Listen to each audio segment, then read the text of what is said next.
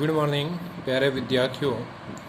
हमने 7 मई को कक्षा 9 सामाजिक विज्ञान में जो हमारा टॉपिक था क्रांति की शुरुआत, फ्रांसीसी क्रांति की शुरुआत के बारे में अध्ययन कर लिया था। उसके अंतर्गत हम पूर्व में जो क्रांति की शुरुआत जो पढ़ा था उसके बारे में थोड़ा सा ज्ञानार्जन कर लेते हैं। क्रांति की शुरुआत किन कारणों को लेकर हुई, फ्रांस में स्टेट्स जनरल क्या होते थे, लुई 16वां कौन था, एस्टेट बैठक का महत्व क्या था, फ्रांस के अंतर्गत टेनिस कोर्ट की शपथ का कार्यक्रम क्यों हुआ। उस टेनिस कोर्ट शपथ के कार्यक्रम के अंतर्गत जो फ्रांसीसी क्रांति का नेतृत्व करने के लिए जो दो विद्वान थे, मिराबे और आबे शीए, उन्होंने अपनी पुस्तकों में फ्रांसीसी क्रांति के बारे में क्या वर्णन किया।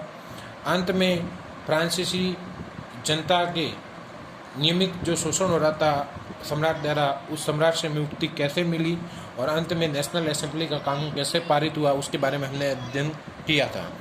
आज हमारा जो बिंदु होगा वह है फ्रांस का संवैधानिक राजतंत्र।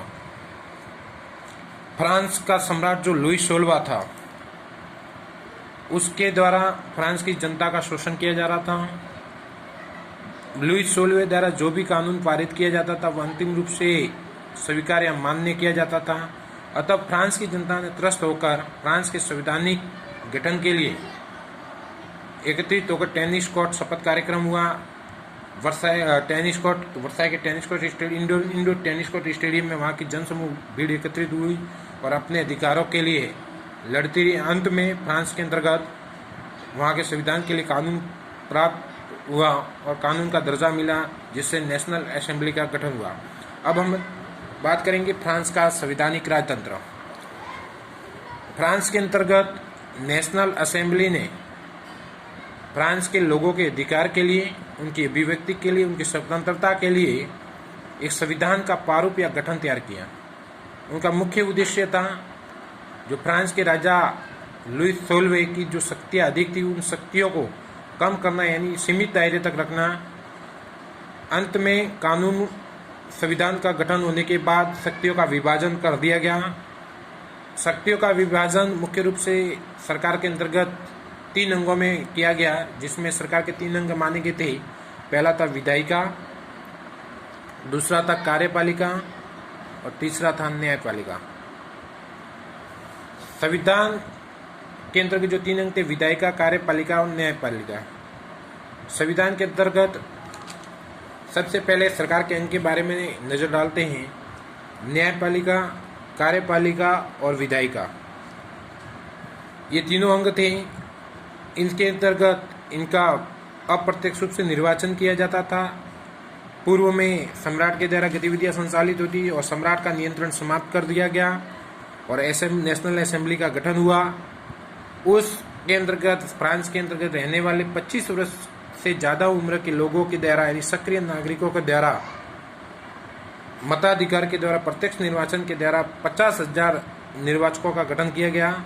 उसके बाद उस 50,000 निर्वाचकों में से एक नेशनल असेंबली का गठन हुआ, जिसके सदस्य थे 745 सदस्य। उसके माध्यम फ्रांस के सम्राट का नियंत्रण समाप्त हुआ और मंत्री, नेशनल असेंबली के मंत्रियों के हाथों में शक्तियों का विभाजन, शक्तियों का केंद्रीकरण हुआ। अंत में दूसरा अंग था कार्यपालिका। कार्यपालिका का मुख्यतः सम्राट था, अब मंत्री बन गए। तीसरा था न्यायपालिका। न्यायपालिका में न्यायाधीश, उस फ्रांस की 2.8 करोड़ लोगों में से न्यायाधीशों का गठन किया जाता था। अब संविधान था फ्रांस का, उसमें कानून बनाने का अधिकार जो पहले फ्रांस के राजा सम्राट को था वो समाप्त हो गया और नेशनल असेंबली को कानून बनाने का अधिकार सौंप दिया गया। निर्वाचन अप्रत्यक्ष रूप से वहाँ की जनता के द्वारा होता था। उस फ्रांस के संवैधानिक राजतंत्र में वही व्यक्ति मत देने का अधिकार प्राप्त था और उन्हें मताधिकार का अधिकार मिला जो 25 वर्ष से अधिक उम्र के वहाँ के सक्रिय नागरिक थे। असेंबली का सदस्य बनने के लिए फ्रांस का जो विधायिका थी असेंबली, उसका सदस्य होने के लिए जो करदाता, यानी टैक्स चुकाने की उच्चतम श्रेणी के लोग थे, उनका होना जरूरी था। संविधान के अंतर्गत पुरुष एवं नागरिक अधिकार घोषणा के साथ शुरू हुआ, जिसे नागरिक अधिकार घोषणा पत्र कहते हैं। उस नागरिक अधिकार घोषणा पत्र में जीवन जीने का अधिकार, अभिव्यक्ति, फ्रांस के सभी लोगों को कानूनी कानूनी बराबर अधिकार प्रत्येक के लिए स्थापित किए गए। Thank you.